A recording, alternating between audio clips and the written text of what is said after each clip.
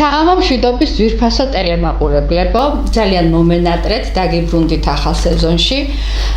პირველი გადაცემაა და ყველას ძალიან დიდი სიყვარულით მოგიკითხავთ, ვიცი რომ მელოდით, მეც ძალიან მოვიჩქაროდი თქვენთან სხვათა შორის. ბევრი მირეკავდა, ძალიან დიდი მადლობა გულშემატკივრობისთვის.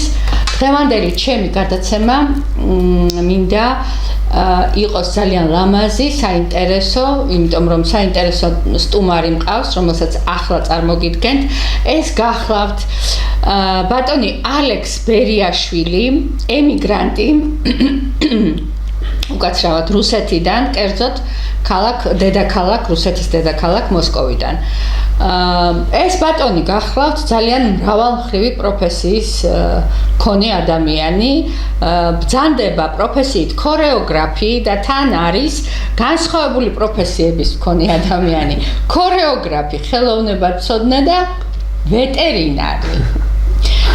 მე მინდა წაგიკითხოთ, ვიდრე სიტყვას მივცემ ბატონ ალექს, წაგიკითხოთ მისი ბიოგრაფიული მონაცემები. ანუ დაიბადა 1970 წელს სიღნაღის რაიონის სოფელ წნორში. 1989 წელს დაამთავრა წნორის ზოოვეტერინარული ტექნიკუმი წითელ დიპლომზე, ქორეოგრაფიული სტუდია. შემდეგ ჩაირიცხა აგრარულ ჰუმანიტარულ ინსტიტუტში ვეტერინარიის ფაკულტეტზე, რომელიც დაამთავრა 1996 წელს ვეტერინარიის სპეციალობით. მუშაობდა სიღნაღის ჯანდაცვის საკოორდინაციო ცენტრში ენტომოლოგად, პარალელურად მუშაობდა ქორეოგრაფად წნორის პირველ საშუალო სკოლაში, ასევე სოფელ ვაქირის კულტურის სახლში, წნორის საბავშვო ბაგა ბაღში და წნორის საერო სკოლა ლიცეუმში. შემდეგ დაამთავრა თბილისის ივანე ჯავახიშვილის სახელობის უნივერსიტეტის სიღნაღის რაიონული ფილიალის ხელოვნებაცოდნეობის ფაკულტეტი. 2000 წელს მიიწვიეს მოსკოვში კომერციულ ქართულ სკოლაში.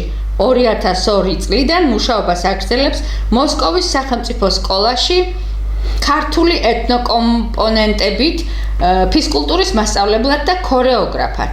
2016 წელს ქმნის ქართული ხალხური ცეკვების საბავშვო ანსამბლს ალავერტს, არის ემიგრანტის წერილი 2014-ის ფინალისტი. ძალიან საინტერესო ბიოგრაფია აქვს ბატონ ალექს. მოგესალმებით ბატონო ალექს, ჩემთან სტუდიაში მობრძანებისთვის უღმეს მადლობას მოგახსენებთ. წნორიდან ჩამობრძანდა ბატონი ალექსი.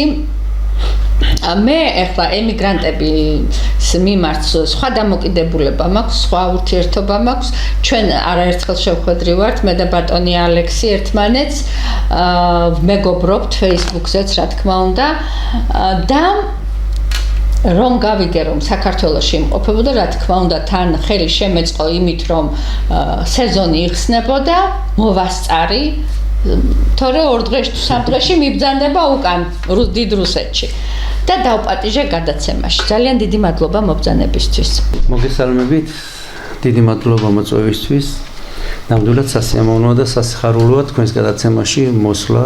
ეს პატივისცემა, ეს სიხარულია თუ სიყვარული, რადგან ძალიან სასიამოვნო და სათნო გადაცემა გაქვთ. ძალიან დიდი მადლობა ალექს, ძალიან დიდი მადლობა. ესე იგი, მე კი წავიკითხე იმიდან, წიგნიდან შენი ავტობიოგრაფიული მონაცემები, მაგრამ მაინც საინტერესო იქნება ცოტა ვრცლად რომ ვისაუბროთ იმაზე, მიზეზზე, რატო წავიდა ალექს ბერიაშვილი ემიგრაციაში. ემიგრაციაში დასვლამდე, რა თქმა უნდა, მე მუშაობდი აქ ჯანდაცვის საკოორდინაციო ცენტრში, ენტომოლოგად. მუშაობდი პირველ საშუალო სკოლაში, ქალაქ წნორში, ბაგაბაღში, საერო სკოლა ლიცეუმში და ვაქირის კულტურის სახლში. კი ბატონო. ქორეოგრაფად. მაგრამ 2000 წელს მიმიწვიეს მოსკოვში ქართულ კომერციულ სკოლაში, ცეკვის მასწავლებლად და გადავწყვიტე წავსულიყავი. და 2000 წლის მერე ბრუნდები და აგერ შემორჩი დღემდე მოსკოვში ვარ და მემსახურები ქართულ ბავშვებს ვასწავლი ქართულ კულტურას, ქართულ ტრადიციას, ქართული ცეკვის სიყვარულს, რაც მთავარია და ეროვნულ სკოლებში, რაც მთავარია ქართველი ბავშვებისთვის საქართველოს გარეთ. ძალიან კარგი, ძალიან დიდი მადლობა. ანუ შენ აი ამ შენი საქმიანობით მარტო ის კი არა რომ აქ ცეკვას ასწავლი თვითონ აი ესე ვიწრო იმით რომ ცეკვა ასწავლო ამ ბავშვებს. ჩვენ საუბრობდით რომ ესე იგი მშობლები მეხვეწებიანო რომ ქართულად ესაუბრეთო ჩვენ შვილებსო, ხო? და აი როგორ გამოდის ეს საქმე? ქართულ ცეკვასთან ერთად მე ვცდილობდი რომ რუსულად მელაპარაკა, რომ უფრო მეტი მესწავლა რუსული, მაგრამ მშობლები ძირითადად ყველა მთხოვდნენ რომ ბავშვებთან მესაუბრა ქართულად გაკვეთილების დროს, ცეკვის დროს, რადგან იქ და ბევრი უმეტესობა იქ დაბადებული გაზრდილია და უფრო უკეთესად რომ მესწავლათ ქართული ენა და ქართული ლაპარაკი. ამიტომ ჩემთვის მთავარი იყო ის რომ ერთ ბავშვსაც რომ ესწავლა ის ქართული უკეთესი იყო ვიდრე მე რაღაც რუსული ორი სიტყვა ზედმეტი მესწავლა. აქედან გამომდინარე დღემდე ყველას ძირითადად ქართულად ველაპარაკები და ვესაუბრები. ძალიან კარგი.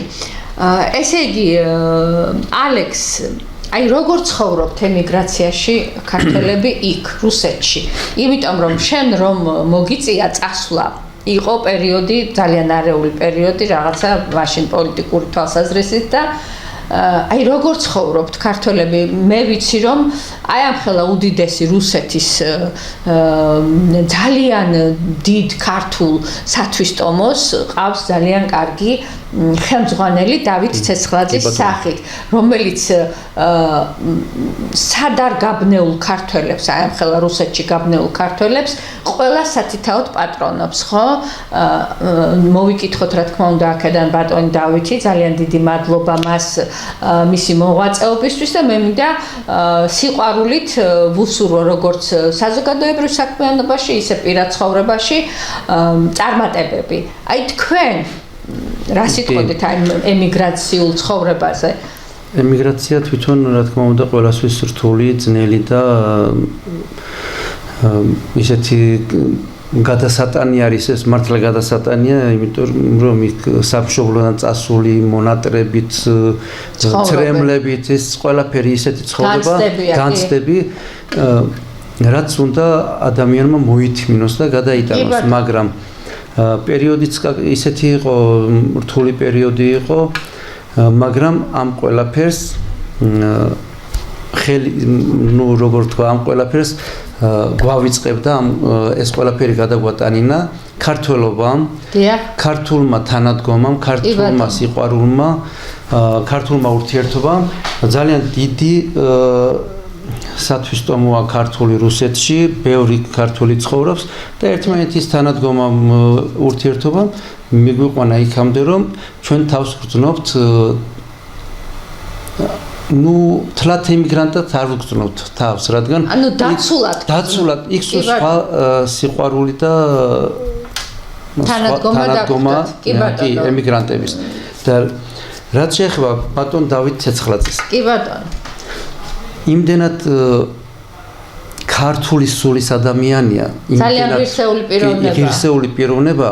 არა მარტო მოსკოვში, რუსეთის მთელ ტერიტორიაზე, თითქმის ყველა ქალაქში გააცოცხლა და გააახლა ეს ქართული დიასპორები, სათვისტომოები და წელიწადში რამდენჯერმე მოსკოვში ეწყობა შეხვედრა ყველა დიასპორის, ვინც რუსეთში არიან, ეწყობა კონცერტები, ეწყობა ყრილობა, შეკრება, ყველაფერი და ამით უფრო გააერთიანა რუსეთის მასშტაბით ყველა ქართველი. ასევე უფასპატიოთ ასწავლის ქართულ ენას, ქართული ცეკვები აქვთ იქ სათვისტომოში და რა თქმა უნდა ეს ქართველი ბავშვებისთვის ძალიან დიდი სიკეთე და სიხარულია. დიდი სიხარულია. ქართველმა ბავშვებმა არ დაივიწყონ და უფრო მეტად იცოდნენ ქართული ეროვნული ტრადიციები, სიყვარული, კულტურა და ის ქართული სისხლი რაც არის რომ ჩქებდეს ყოველთვის ქართული სული. რა თქმა უნდა, ნამდვილად გეთანხმები. ამისათვის დიდი მადლობა ბატონ დავით ცეცხლაძეს. და ყველა იმას, ვინც ამ საქმეს ემსახურება. გეთანხმებით ბატონო ალექს, ჩემო კარგო. ნამდვილად ძალიან დიდი და მადლიანი საქმეა და საჭირო საქმეა ემიგრაციაში ქართველებმა არ დაკარგონ იდენტობა და მით უმეტეს როცა საქმე ეხება მომავალ თაობას, აი მომავალ თაობაში აღზარდონ ისევ ქართული სული. იმიტომ რომ ისინი არიან საქართველოს მომავალი, საქართველოს ხვალინდელი დღე და არანაირად არ შეიძლება მათში არ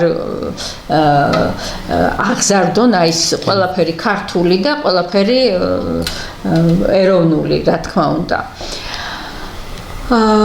ძალიან მნიშვნელოვანია ემიგრაციაში ის რომ პირველი არ ხარ ძალიან ბევრისგან ვიცი და ბევრი მყავს მოწვეული გადაცემაში, რომლებიც აი ეს რაღაცა გადარჩენის თერაპიასავით არის წერას იწყებენ ემიგრაციაში, ხო? აი შენ ემიგრაციაში დაიწყე წერა. კი. დაიწყე წერა. რანაირად დაიწყე წერა? ანუ მანამდეც წერდი თუ იცი რატომ მე რო გავეცანი შენ შემოქმედებას ვერ იტყვი რომ რაღაცა აი ახლა დაიწყო ამ კაცმა წერა. თითქოს კი, ადრეც. აი ჩამოყალიბებული მწერლური შეხედულებები გაქვს და ის მიგნებები და ის სტილი შენი არაჩვეულებრივი. აი ამაზე თუ შეიძლება რომ ვისაუბროთ. თითქმის ბავშვობიდან ცოტა-ცოტას წერდი, მაგრამ მაშინ არ ვაქცევდით ამას ყურადღებას და ეს ყველაფერი უფრო გაძლიერდა და უფრო მეტად მოდის მუზებით, რა თქმა უნდა, როცა სამშობლოდან, შენი საყვარელი ხალხიდან, ოჯახიდან შორს ხარ და უფრო მეტი მონატრება გაქვს სამშობლოსიც, მეგობრებისაც, ახლობლებისაც. მონატრება გაწერინებს. კი, მონატრება და ის ფიქრი აწერინებს უკვე მარტო რომ რჩება ადამიანი თავის თავთან სახლში, სამუშაოს მერე, სამსახურის მერე, თავისთავად უკვე ის უკვე გვაწერინებს იმ მონატრებ. უბრალოდ ის ფიქრი გადმოგვაქვს ფურცელზე, რასაც ვფიქრობთ და რასაც კი ბატონო. ესე იგი შორიდან. ქალბატონი რუსუდან გოგბერაშვილი არსებობს ესეთი ქალბატონი, რომელიც თავადაც იყო ემიგრანტი ქალბატონი და არაჩვეულებრივად ნიჭიერი ქალბატონია, მოიფიქრა ასეთი რაღაცა დააარსა კონკურსი ემიგრანტის წერილები. ესე იგი შეკრიბა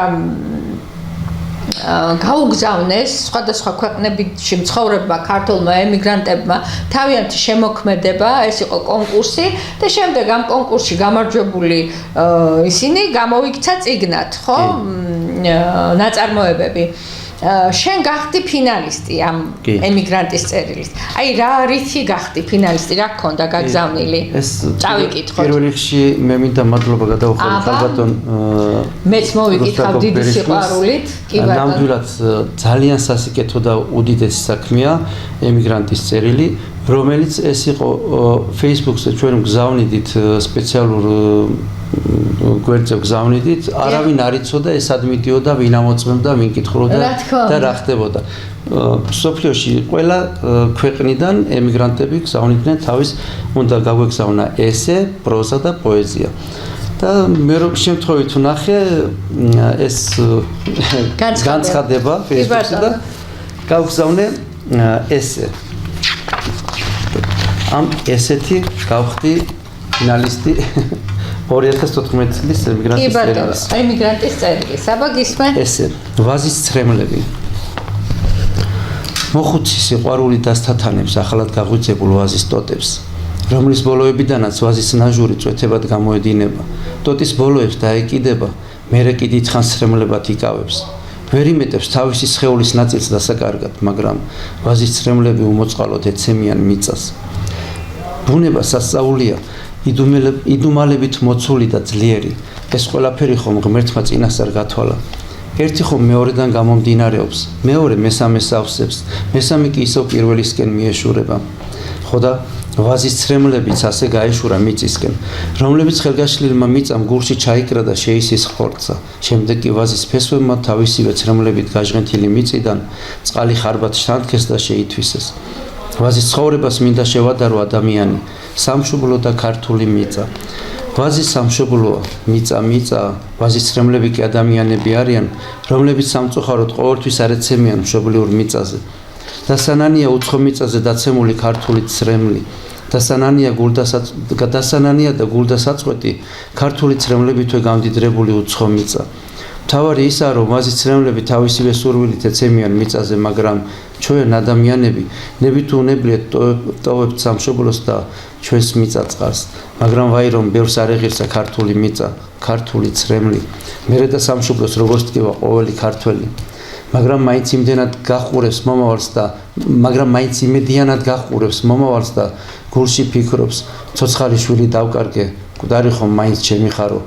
ღმერთო, მეც ჩემს სამშობლოსავით მყარად ვიდგები და იმედის თვალით გავხედავ მომავალს და სადაც უნდა ვიყო, ამაყად ვიტყვი. და მერე როგორც იტყოდა მირზა, მე დავბრუნდები, ხო, დავბრუნდები და როგორც მთაში ელიან ზაფხულს თქვენი ლამაზი სული მელოდეს, მერე ძველ ქართულ მაყრულად სავსე თქვენი გულები მუდამ ღეროდეს. არაჩვეულებრივია მართლაც ალექს. მადლობა. აი როგორ გინდა დაბრუნება და ალბათ ყველა ემიგრანტის სათქმელი თქვი ამ პატარა ესეთი ალბათ ყველა ემიგრანტის ტკივილი ჩატიე აი ამ შენ არაჩვეულებრივ პატარა ესეში იმიტომ რომ დაბრუნება უნდა ენატრებათ ესიზმრებათ მე ვიცი რა თქმა უნდა ხშირი შემთხვევა იყო რომლებიც უკვე ცოცხლები ვერ დაბრუნდნენ და ცოცხლები ვერ დაბრუნდნენ რა თქმა უნდა ისეთი შემთხვევებიც იყო რომ როდესაც ჩამოვიდნენ ემიგრაციიდან ადამიანები მე ვიცი ქალბატონი რომლის გვასდასახელსაც არ დავასახელებ რა თქმა უნდა ჩამოვიდა მთელი ცხოვრება იღვაწა იქიდან შვილიშვილებისთვის უყიდა სახლები აგარაკები ასე შემდეგ ასწავლა და ნუ რა ვიცი ყველაფერი გაუკეთა და მე უკვე დააღლილი ჩამოვიდა იფიქრა რომ დავისვენებ და ჩემს სამშობლოში ვიყო რაც დამრჩა უკვე წლები და აღმოჩნდა რომ თურმე ამ ქალბატონისთვის აი ამ დააღლილი დედისთვის მის ნაყიდ სახლში ადგილი აღარ იყო და აი ამ დააღლილი ჯანით, დააღლილი ნატყენი გულით, გაცვეთილი ნერვებით ისევ წავიდა ემიგრაციაში. კი, აი მაგიტომ ხშირად ვამბობ მე თვითონ კი ძნელია, რა თქმა უნდა, ბევრს ვერ უწევს ხშირად ჩამოსულა ან უსაბუთობის გამო ან რაღაც, მაგრამ ფესვებში ტყუილად არა ანათქვამი დაბრუნების დრო არ უნდა გამოგვეპაროს. მე შეიძლება სხვისთვის სირცხული იყოს ეს, მაგრამ მე არ მწვენია იმისი რომ თქვა, მე ხშირად ვალითაც ჩამოსულ ვარ, მაგრამ ის სიყვარული, ის მონატრების სურვილი რომ მოვიკლა მშობლები, დედა, ბავშვები, ძმისშვილები, მეგობრები, ის მირჩევია და ის ყოველი და წუთი დაკარგულია, როცა შორს ვარ მათგან და ის ფული კი საჭიროა, მაგრამ სიყვარული მთავარია, რაც უნდა დარჩეს, ვიდრე ის მატერიალური. აი ყველაზე ძალიან საქართველოსკენ გეკაჩება ხოლმე ალექს. ყველაზე ძალიან პირველი ლექსი, პატარა ლექსი რაც დავწერე, ეს იყო დედაზე. რამდენი წლისაა დედა? დედა არის 82 წლის. აი აქედან ძალიან დიდი სიყვარულით, ძალიან დიდი პატივისცემით მინდა მოვეფერო ალექსის დედას და მისი სახით ყველა დედას, რომელსაც შვილი ყავს ემიგრაციაში. მინდა ვუსურვო ყველაფერი საუკეთესო, ჯანმრთელობა პირველ რიგში, დღეგრძელობა და შვილების მალე დაბრუნება. აბა გისმენ ალექს. ერთ საღამო ვერაფრით ვერ დავრეკე, მაშინ არ იყო ახლა ესეთი საშუალებები, რომ პირდაპირ დამენახა და ამერიკა. ნუ დარიქვით კი ვურეკავით, მაგრამ რატომღაც დამიმთავრდა სალაპარაკო, ძალიან ცუდი ამინდი იყო, ვერ გავედი, ფული ჩამერიცხა და ასეთი პატარა ლექსი. ერთი უბრალო დედა მყავს, ლამაზი შვილი გლეხისა. ბედნიერი ვარ ამ ქვეყნად მისი შვილობა მეღირსა.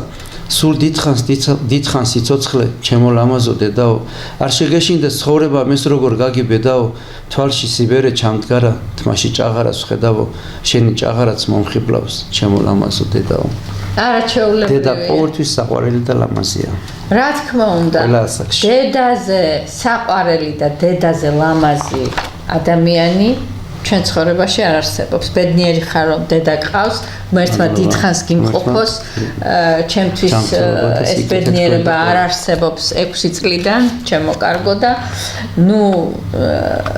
ეს არის ძალიან დიდი დანაკარგი, დანაკლისი. ანუ მთელი ცხოვრება გაკლია ის, რაც ყველაზე მნიშვნელოვანია ადამიანის ცხოვრებაში. უმნიშვნელოვანესი. მაგრამ რას ვიზავთ? ეთყობა ასე მეწერა მე და ესე იგი ემიგრაციაზე დაწერილი გააქვს ალბათ ლექსი შენ. კი, ემიგრაციაზე და კი, ემიგრაციაზე და ემიგრაციამდე მე მინდა და კიდევ ერთი აღნიშნო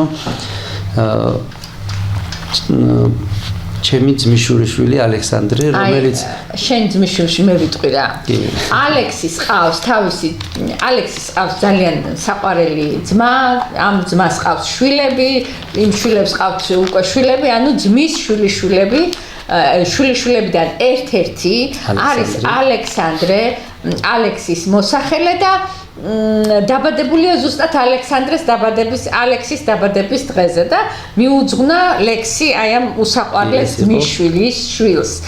აბა ეს იყო 5 დეკემბერი თენდებოდა და დედამ დამირეკა ღამე გაცენებისას 4-5 საათი იყო რომ დაიბადა ალექსანდრე. ეს დაბადების დღეზე და აღარც დამიძინია და ეს ლექსი დაიწერა იმ ღამეს. წავიკითხოთ. მე დავხატავდი დათოვლილ ხეებს, ფარდად დაეშვა თეთრი ტოტები. ახალ სიყვარულს შევქმნიდი მასში, აჟღერდებიან ძველი ნოტები. წვიმა, ფიფქები ქარში, მიმოფანტული ცივი ნამქერი, თეთრ სამოსელში გახვეულ ზამთარს ღიმმორეული ჩუმად გავცხერი. მე დავხატავდი პატარა აკვანს, ნანა სიმღერით რომ არწევს დედა, ჩავეხუტები უდიდეს გრძნობას, ლამაზ აკვანში რომელსაც ვხედავ. გავყვებოდი იმ ლამაზ ბილიქს, ხისტოთზე სადღაც ჭახჭახებს შაშვი, კვლავ ავანთებდი შებოლილ ბუხარს, რომლის გვერდითაც თბებოდა ბავშვი, კვლავ გავქექავდი ბუხარში ნაცარს და წამიერად შევკრავდი სუნთქვას, გავიხსენებდი წინაპრის რჩევას, ცეცხლს მიფიცხული რამდენჯერ უთქვამს, გავიხსენებდი ლამაზ ოცნებას, სადაც ტიტინის მიიკვლევს ბავშვი და დავხატავდი ჭაღარა დედას, ხისტოთზე ისევ ჭახჭახებს შაშვი. მე იმ მასაკში არა ვარ ახლა, ყველა ოცნებას გამოვეკიდო, არც იმ მასაკში როგორც პატარა ნატურის ხეს ტოტზე ჩამოვეკიდო, არც მე ოცნებე შორეულ ფიქრებს, დავარსკვლავებით ცაზე დავთვალო, ბედნიერება სადღაც ფეხს ითრევს ბედი წინასწარ როგორ გავთვალო, არც ცნემლები ვარ დავნამო კალთა, არც ბალახებში დილისა ნამი, არც ფეხშიშველა ვარ მე თემი და არც ჯადოქარი შეჩერდეს წამი, როგორ დავხატო არ ყოფნის ძალა, ჩუმად შევავლო ნატურის ხეს თვალი, როგორ გადმოგცეთ იმდედის მზერა შვილის გზას უხმოდ გახურებს ქალი, არც საათი ვარ ვიარო წრეში, არც ფიროსმანი დავხატო შველი, მაინც მისდევენ წუთები წამებს, დროს ვერ ვაჩერებ, ვერაფერს ვშველი, არ ვარ ნატურის ხე რომ მეფერო, არც უცხო გზირი მიუკარება, არც ოცნება ვარ გზააბნეული ჩუმა ძილში რომ მოგეპარება, ვარ უსასრულო პატარა ფიქრი, ვარ თეთრი თოვლი, ქათქათა მხოლოდ და როგორც უკვე გითხარით ერთხელ, ისევ დაგიცით შარაგზის ბოლოს. ძალიან კარგია.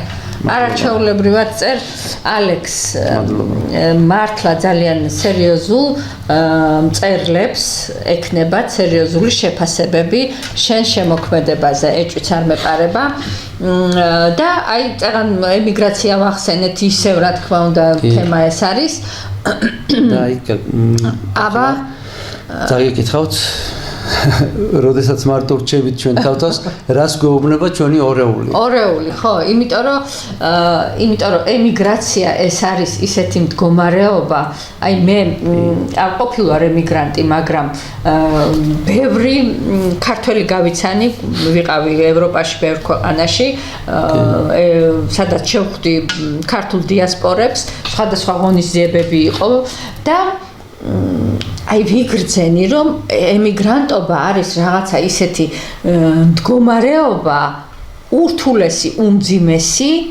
კი ხო აი რაღაცა არ ვიცი მე უნდა გადარჩე რა მე აი პატარა ერთ იმას საუბრიშნავ რომ ჩვენთან მაგალითად სოფელში, ქალაქში, რაიონში შეიძლება ვიღაცას არც ვიცნობდი, არც არასოდეს გამარჯობა მითქია, მაგრამ იქ ქუჩაში რომ მივდივარ და ვიღაცას ხედავ ხო ეს ხო იმას გავს ეს იმას გავს და ის მაინც მახსენდება იმდენად მონატრებაა და იმდენად შორიდან უფრო ქართველი გინდა ის შენი ქართველი დაინახო ხო და შორიდან უფრო მეტად იგრძნობა და უფრო მეტად ვაფასებთ იმ ქართულს რაც ჩვენია ვიდრე დღესდღეობით აქ ადგილობრივი შორს უფრო გრძნობენ ქართველები რისი პატრონები არიან და რისი დაკარგვა არ შეიძლება ნამდვილად აბა გისმენ ალექს ორეულია მოდი წავიდეთ ორეული მეჩურჩულება მოდი წავიდეთ იქნებ იქაც ვჭირდებით ვინმეს გადავიღალე მარტოობით ბუტბუდებს ბოდავს როდის წავიდეთ და დუარში ფიქრება მიხმეს ჩემი ფიქრები სიებიდან დღეს რომელს სირჩევ მკითხეს და თვალწინ გადაშალეს დიდი რვეული ვერ გადავწყვიტე დღეს რომელი ფიქრი მერჩია გადავიკარგე ფიქრებში და დავრჩიეული მოდი წავიდეთ ისევ ჩურჩულებს სადღაც მოდი წავიდეთ სანამ ირგვლივ მხოლოდ ბინდია მოდი წავიდეთ სანამ გული ჯერ ისევ ფეთქავს სიკვდილის მერე ყველანი ხომ მაინც მიდიან მოდი წავიდეთ ჩვენი კერა სანამდე გვიხმობს სანამ გველიან სანთლის შუქი ანათებს სარკმელს თორმე წლებით შეერევა უაზრო ფიქრებს და მერე მორჩა ვეღარ ვიტყვით ჩვენივე სათქმელს მოდი წავიდეთ სანამ კერა გიზგიზებს ისევ მოდი წავიდეთ ნაკვერცხლები სანამ ღვივიან სანამ ფიალას შერჩენია ღვინის წვეთები დაძველებურად შემოდგამენ დოქებს ღვინიანს ასწითლებია ციცივისგან ფერი ნეკერჩხლებს სანამ ჯერ ისევ შერჩენია ცურნელი პურებს სანამ ჩვენივე სამშობლოში არ გავირიყეთ და შეგვარქმევენ ჩვენს მიწაზე ჩამოსულ მდგმურებს მოდი წავიდეთ ორეული მეჩურჩულება მოდი წავიდეთ იქნებ იქაც ვჭირდებით ვინმეს გადავიღალე მარტოობით ბუტბუდებს ბოდავს როდის წავიდეთ და დუერში ფიქრებმა მიხმეს არა ძალიან კარგად წერ ნამდვილად კარგად წერ პურები რატომ აქვს ნახსენები აბა სოფელში თორნეში დედას პურს რო აცხობდნენ ხოლმე თელმა სოფელმა იცოდა იმდენად სასიამოვნო იყო და ის ყოველი ის ყველა წვრილმარი რომ ენატრება ქართულს როცა უკვე წასულია ენატრება ესიზმრებად და რა ვიცი მე და აი ძალიან ბევრმა დაიწყო მართლა წერა აი რაღაცა თერაპიასავით არის აი ფურცელი და კალამი და აი შენი მონატრება შენი ნოსტალგია ყველაფერი ტკივილი სიხარული ყველაფერი გადმოაქვთ ვის როგორ ეწერება და მე აღმოჩნდება ხოლმე რომ თურმე აი ამა თუ იმ ადამიანში რამხელა ნიჭი თვლემდა ამდენი წელიწადი და აი ეს ემიგრაცია გახდა ინსპირაცია იმის რომ თურმე აი უნდა წერო ადამიანმა შემოქმედი ხარ ადამიანი აუცილებლად წავიკითხო ეხლა ეს ერთი ლექსი დავინახე პატარა ლექსი აბა ეს კრებული ვისი თანადგომითაც გამოიცა ეს არის მოსკოვში მაცხოვრებელი მერაბ მოშიაშვილი კი ბატონო ერთხელ სკოლაში ქონდა პოეზიის საღამო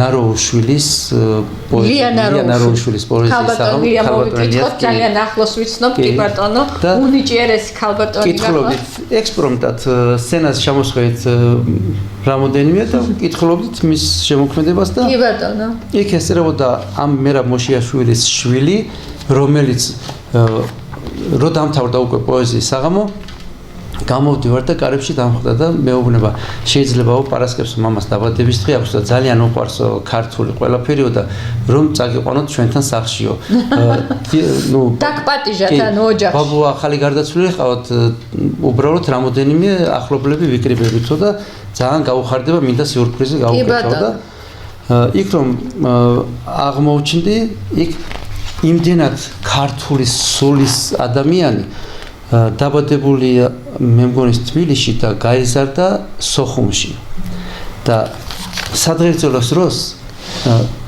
იტირა კაცმა და თქვა რომ ჩემს ეზოშიო სოხუმში ალუბლების ცვენაც კი მენატრებაო ალუბლების ყვავილობის დროს აი ეს თეთრი ფურცლების ყვავილების ფურცლების ეს ყვავილის ფურცლების და თვითონ ალუბალიც და შეხედეთ ნაყოფიც კი და ეს პატარა ლექსი მიუძღვენი ამ დიდებულ ადამიანს რომლის თანადგომითაც გამოიცა ეს კრებული და კიდევ დიდი მადლობა მინდა გადავუხადო ერთხელ ჩემი ბაღის ხეივნიდან ალუბლები ცვიოდა ირგვლივ სიცხე იყო, მაგრამ თითქოს მაინც ციოდა. სილამაზით დათრგუნული სიყვარული მტკიოდა, მიწას ისე ეცემოდა, მათი გემო მშიოდა. ალუბლის ხე მოწყენილი თურმი ამას ჩიოდა, ნახეთ რა ნაყოფი არის მიწას რატომ ცვიოდა, თქვენ თუ არა სხვა საჭამეთ იქნებ სხვასაც შიოდა, ჩემი ბაღის ხევნიდან ალუბლები ცვიოდა. არაჩვეულებრივია, ძალიან თბილი ლექსები გაქვს და შემოქმედება ზოგადად ისეთი ადამიანური და ღრმა არის ალექს. აუცილებლად არ უნდა გაჩერდე და უნდა წერო. აბა გისმენ კიდევ მე აღნიშნავ იმას, რომ ცერკვიდანაც რა თქმა უნდა სკოლიდანაც ექსკურსიებზე, ფესტივალებზე, ქართული ცეკვების ფესტივალებზე მოსკოვიდან 25 ქვეყანა შემოვიარეთ. და მიუხედავად იმისა, რომ ყველას თავისი ტრადიცია, კულტურა, ყველა ლამაზია, ყველა კარგია, მაგრამ მართლა არაფერი შეედრება ჩვენ საქართველოს და აი ერთ-ერთი იმიტომ გენაცვალე რომ ქართულიცაა და ქართული მზე განსაკუთრებულია ქართული ჰაერი, ქართული წყალი განსაკუთრებულია და საქართველოს ერთადერთი და განსაკუთრებულია. რა თქმა უნდა, ეს ერთ-ერთი ლექსი სხვა საქართველოს აქ არის. კი ბატონო. თიდან ჩახედო ალვანსა, პატარა საქმე არ არის. თასმი ფენილი ცხრისფარა ასე ლამაზი რად არის. ნაბადი ზეწრად ნაფენი სასიყვარულოდ მზად არის. ვარსკვლავებს ხელით შეეხო სხვა სილამაზე სად არის. ნისლი საბანზე მსუბუქი დასაფარებლად მზად არის. მზისხივებს მიუალერსო ისიც იქავე გზად არის. არწივი მთაზე მჯდომარე გადასაფრენად ლაღარი. ამღერებული თუშეთი აკორდეონის ხმარი. მთისწვერზე სალამურის ხმა ხევში საამო რამარი. ცხრისფარას მიხვე მთისკენა რა ჩახლართული გზა არის. მთის ნამით ნაბანი პირი ეს სიყვარული სად არის. თუში ქალების მარჯვენა წინდები უცებ მზად არის. ღმერთო დალოცე ეს კუთხე სხვა საქართველოს სად არის. ამ ლამაზ მთებში ჩაფრული სხვა საქართველოს აქ არის. ხო, აქ არის და სხვაგან არსადაც არ არის, რა თქმა უნდა. არაჩვეულებრივი აი ესეთი განცდებია ამ ლექსშიც და ესე ქართველი ადამიანის ქართული სული აბსოლუტურად ნამდვილად ჩანს. არ მინდა გამოგჩეს ალექს ერთი ძალიან დიდად მნიშვნელოვანი ამბავი, რომ შენ იყავი საბერძნეთშიც ქალბატონ დარეჯან ღამბაშიძესთან. მოვიკითხოთ ქალბატონ დარეჯან ღამბაშიძე, რომელიც ათენში ცხოვრობს და მოღვაწეობს, აქვს ქართული საკვირაო სკოლა. ნამდვილად ქართული სულიერებით იზრდებიანი ქართველი ბავშვები, იქ მყოფი ემიგრანტების შვილები და აი ამ არაჩვეულებრივმა ქალბატონმა შექმნა, მოიგონა ასეთი არაჩვეულებრივი ფესტივალი, რომელიც მიძღვნილია 14 სექტემბერს ყოველ წელს ტარდება ქართული ენის დღესთან დაკავშირებით. მეც ვიყავი დაპატიჟებული შაშან, კი ბატონო, ძალიან დიდი სიხარულია და ის არის უხარიათ ქართველებს, მაგრამ აი იმ სიხარულის იქით იმხელა ტკივილია მათ თვალებში, იმხელა აი რაღაცა დატანჯული ვითომ უხარიათ, მაგრამ აი ტანჯვის სიხარული აქვთ, რა ვიცი, რა ქვია, ამას არ ვიცი რა. კი, მე ესე ვიტყვი, ტანჯვის სიხარულია, მაგრამ აი ის დიდი ტკივილი უფრო მეტად აძლიერებს იმათ სურვილს, რომ ეს ქართული ყველაფერი შეინარჩუნონ და არ დაკარგონ, რაც მთავარია ქართველებისთვის. და მე მივესალმები და დიდ მადლობას გადავუხდი ქალბატონ დარეჯან ღამბაშიძეს. მართლა ძალიან უდიდეს და სასიკეთო საქმეს აკეთებს. ქართული საკვირაო სკოლაც აქვს და აი ეს რაც ფესტივალი მე რამდენი წელია ტარდება. ამით ამ თლიანებს მსოფლიოში ყველა მიმოფანტული ქართველი ემიგრანტებს რომ ჩამოვიდნენ და ესრონ მონაწილეობა მიიღონ ამ ფესტივალზე, ერთმანეთის ტკივილი, სიყვარული გაუზიარონ, მოეფერონ ერთმანეთს და აი ეს ლამაზი დღეები გაიხარგზლიონ საქართველოს გარეთ, რაც მართლა ძნელად გადასაკანია. რა თქმა უნდა, ორმაგი ამბავი ხდება ახლა მანდ. ესე იგი, ჩვენ ჩავდივართ ვეფერებით ემიგრანტებს აქედან და ემიგრანტები ხარობენ ჩვენი ემიგრანტები არიან ჩვენი მასპინძლები და ჩვენი სტუმრობით ხარობენ. აი ვავსებთ ერთმანეთს, ხო, აქედან რაღაც აი ჩვენთან შეხებით თითქოს რაღაცა ქართულს ეხებიან ისევ რაღაცა ჩავიტანეთ თითქოს ჩაგვაქვს რაღაცა ისეთი შობლიური ხო და რაღაცნაირად აი საწყლები არ ვიცი რაღაცნაირად საკვები უჩდება ცულის საკვები აი თითოეული ჩვენგანის ჩასვლის აბა რას წაგვიკითხავ ალექს წავიკითხავ კიდევ აგერ ისევ საქართველოზე რა თქმა უნდა წავიკითხავ რაც უნდა მეთქვა აბა ვინდა მიბრუნებს საქართველოს ძირძველ სიყვარულს ვინა მიყოვებს გაზაფხულზე ალუბლებს თეთრად ვინდა მანახეს თაწმინდიდან საღამოს თბილის ვინ ჩამასუნთქეს მსხეთის ნიავს მეგულის ფეთქვად ვინ შემახვედრებს კავკასიონს ბრწყინვალე აის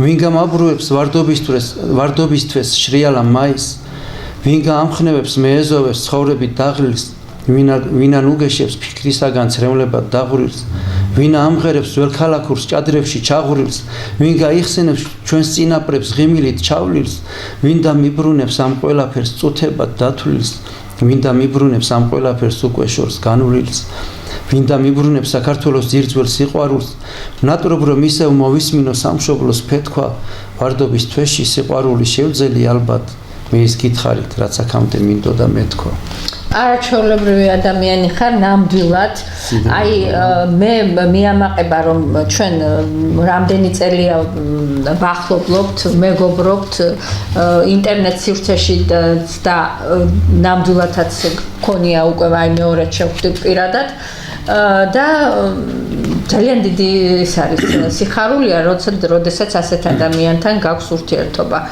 შემოქმედებითად თუ პიროვნულად შემკულ ყველანაირად შემკულ ადამიანთან მე ძალიან დიდი მადლობა მინდა მოგახსენო აი პირდაპირ ეთერით აი არაჩვეულებრივი საქმიანობისთვის რასაც შენ ეწევი და იღებ მონაწილეობას იმ დიდ ქველმოქმედებაში რასაც ქვია წიგნების გამოცემა აი ჩემი წიგნების გამოცემა რომელიც ჩემი გოგილოსნაირი ბავშვების თვის ხდება მათხმარდება და შენ ხარ ძალიან დიდი სიკეთის მატარებელი ადამიანი ალექს და ძანდები ჩემს საავტორო გადაცემაში რომელსაც ქვია სათნოების საათი დიდი ამბავია მოკლედ იმიტომ რომ სათნოების საათში ძანდება ესეთი სიკეთის მატარებელი ადამიანი და თავიდან ბოლომდე რა ვიცი მოსიარულე სიკეთე ხარ და სიკეთეზე ხო არ გაქვს შემთხვევით ლექსი დაწერილი კი სიკეთე და რა არის შენი აზრით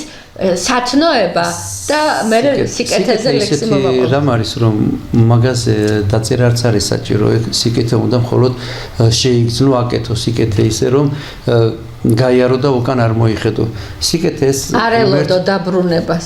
კი ღმერთმა გვარგუნა იმის უნარი რომ ჩვენ ვაკეთოთ სიკეთე კარგი ის რა თქმა უნდა ისე უნდა ვაკეთოთ ის სიკეთე რომ სათნო იყოს და სათნოებისთვის იყოს და არა ის რომ გავიაროთ და რაღაცას დაველოთ საპასუხოდ იმ სიკეთის სანაცვლოდ რაღაცა მივიღოთ.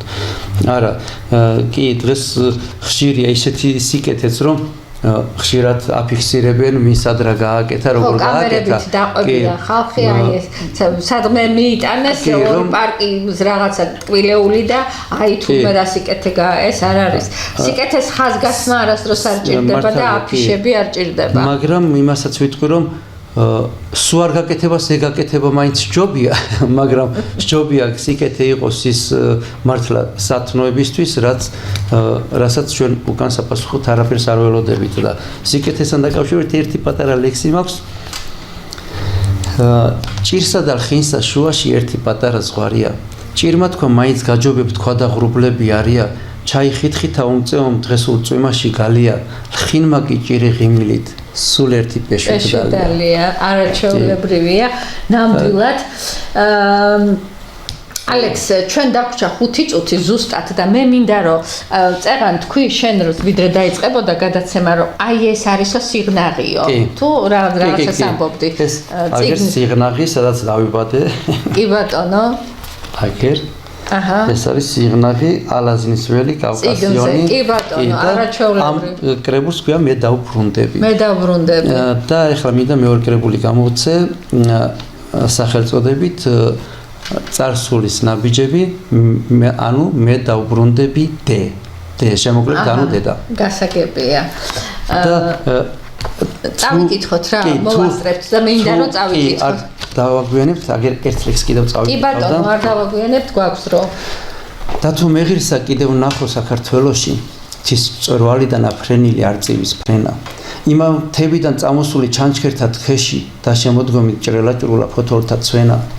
ისევ მეძახის ორღობეში ბავშვობის წლები, ვენახის ბოლოს მომუშავე პაპას ღიღინი, მეხსიერების ველკადრებში გავყურებ სადღაც, ყველაფერს ამას ვუყურებ და ჩუმად ვიღიმი, ზვარიდან ზვარში შეძახილი ერთმანეთისა, ვაზის ტოტები მიწოლინი უფლისა ქნარად, გადაძახილი მეზობლების რთველიდან რთველში, გოდრებში ცვივა დაჭორფლილი ყურძენი ქარვად, ძველი ურემი კიდევ ერთხელ აჭრიალდება, ყურძნით გავსებულ გოდრებს პაპა ჩამოდგამს ხნეში, დაჭორფლილ მტევნებს გოდრებიდან ჩაყრის საწნახელიდან ტკბილ ცრემლებად ეცემა ქვევრში, დაგვინდებიან ღვინობისთვის ტკბილი ცრემლები, გიორგობისთვის აივსება თიხის ფიალა და სიყვარულით ვადღეგრძელებთ ქრისტეშობისთვის, როგორ მინდა ამ სიყვარულს კვლავ მოტრფიალა.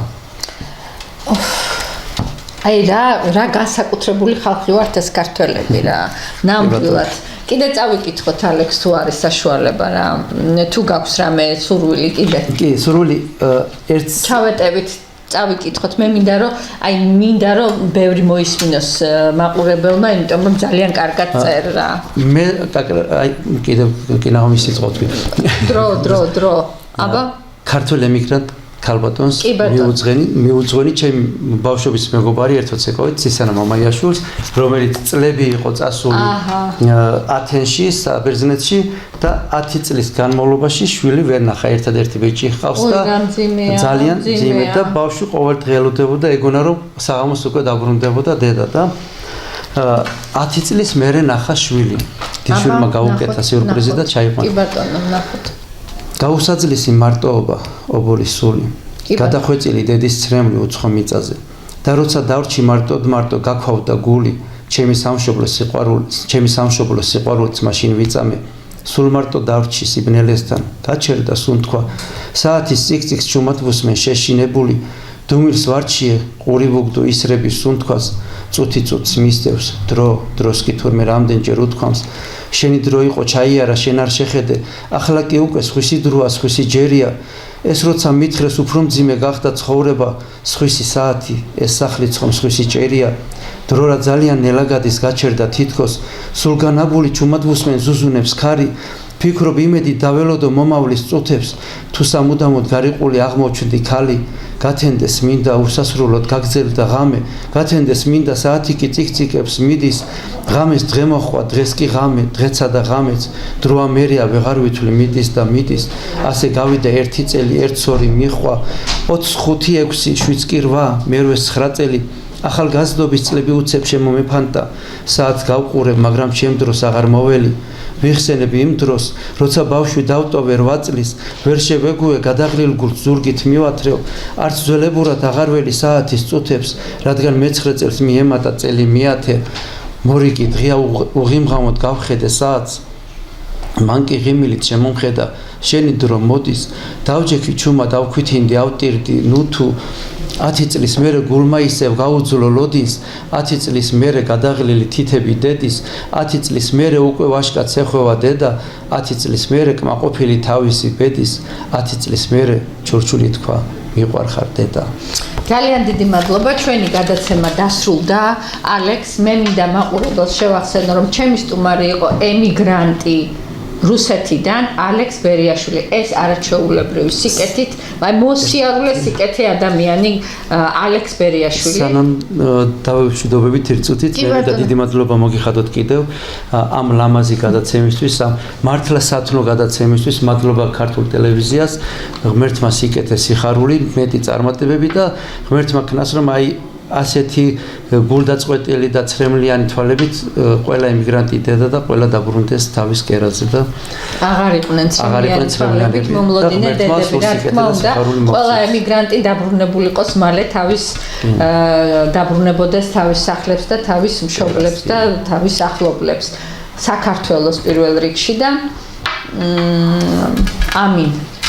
ამინ. დიდეო უფალს. მომავალ შეხვედრამდე გემშვიდობებით, კარგად ბრანდებოდეთ. მომავალ შეხვედრამდე მადლობა.